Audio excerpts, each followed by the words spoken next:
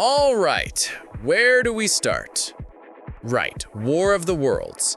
A fantastic debut for my channel, and boy, did it start with a banger. Before I get into my abomination of a review, hi, my name's Robin, and welcome to Might Be Cinema. Here, every movie I watch will either be absolutely cinema or absolutely, cinema. Get it?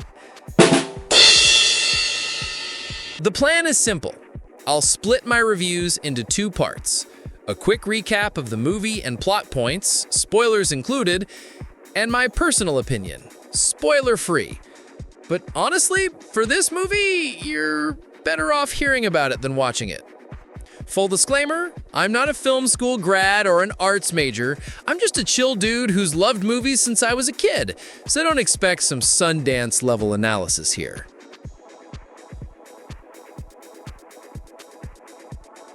So, the story centers our main protagonist. What's his name? I literally had to reopen the movie to remember his name. I even asked my wife if she remembered, and to my surprise, she said William Radford. By the way, she slept halfway through the movie. Maybe she should be the one writing this review. Anyway, Will works at the DHS, which I didn't even realize until halfway through the movie, mostly because the cameraman was chasing the mouse around like it was Tom and Jerry. My brain almost short-circuited trying to keep up. Will's job is basically spy on people's Amazon carts. Important things to do than to worry about what's in people's Amazon cart. And keep tabs on a hacker group called the Disruptor. They claim the government's hiding something and promise to reveal it soon. Will ignores them and calls his daughter, Faith, a biology student. More on her later, trust me, it's worth it. Faith's at a cafe eating a muffin, and Dad of the Year here hacks into the CCTV to see what she's eating because she's pregnant. We also meet Will's other kid, Dave, who he keeps tabs on way too much. Will hacks into the Disruptor's live stream and triangulates their IP to downtown. He sends the info to an FBI agent who FaceTimes him during a raid. He's watching all the building's CCTVs, including a wholesome sibling moment. Into the mouth.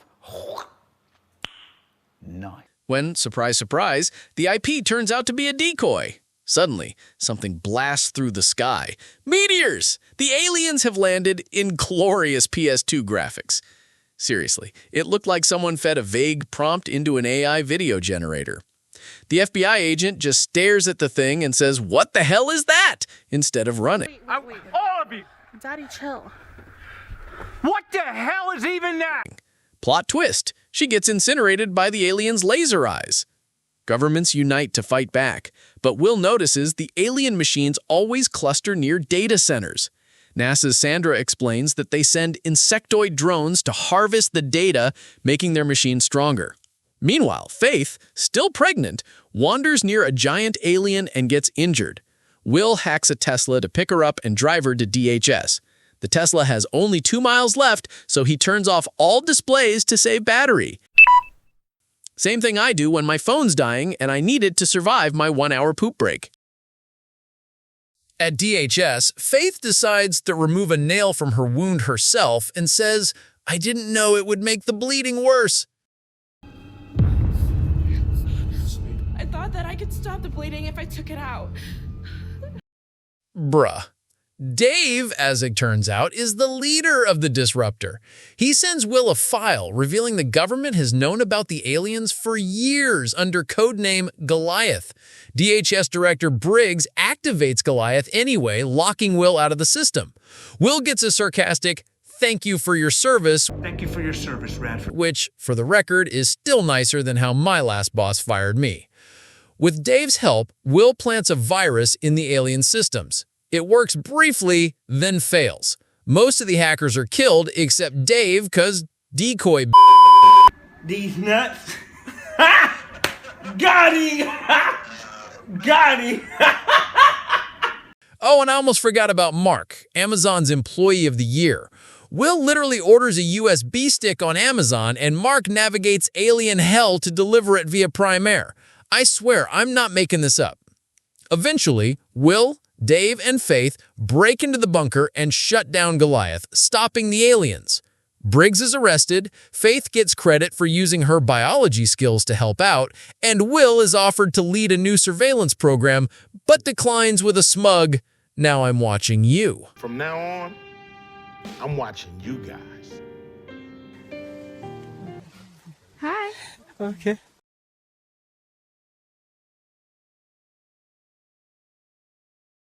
My take? In all honesty, this movie isn't the worst thing I've ever seen, but it's definitely up there.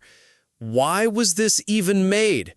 With a $65 million budget and zero marketing? Why would Rich Lee choose this as his debut when the last movie with this title had Tom Cruise and was directed by Spielberg?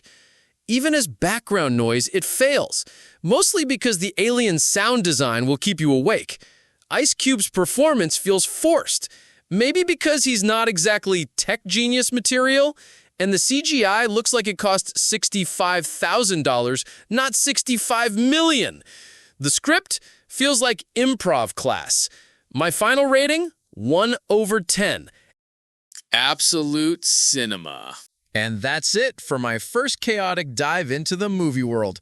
If you enjoyed watching me roast a film more than the filmmakers enjoyed making it, then go ahead and hit that like button. It tells me you want more of this madness. Subscribe so you don't miss the next review, where I'll either praise a masterpiece or condemn another movie to the depths of absolutely cinema. Oh, and drop your own rating in the comments.